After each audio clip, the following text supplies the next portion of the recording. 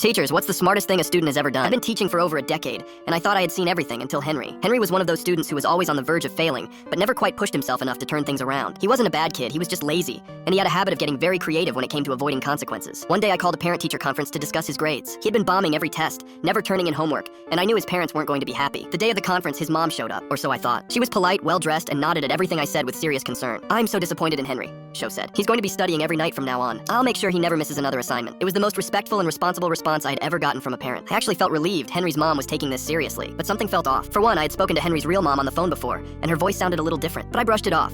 Maybe she just sounded different in person. At the end of the conference, Mom shook my hand, promised me she would make sure he changes. I felt good about the meeting. Henry was finally going to turn things around, until the next morning. The school secretary called me into the office saying Henry's real mom was on the phone. I picked up, expecting her to thank me for the meeting yesterday. Instead I heard, "What meeting?" My stomach dropped. I explained that we had met yesterday, and Henry's mom immediately lost it. I didn't go to any meeting. Who was there? That's when everything clicked. Henry had hired someone to pretend to be his mom, and I had fallen for it completely, I told the secretary, who was already calling Henry down to the office. By the time he got there, his real mom had already left work and was on her way. When Henry walked in, he had this smug little grin on his face, until he saw his mom standing behind me. I've never seen a student's soul leave their body so fast. She didn't even wait for me to speak. "You have 10 seconds to explain yourself," she said. Henry stammered, tried to make up some excuse, but it was too late. Whatever his mom did worked, since that was the last time he ever had a bad grade.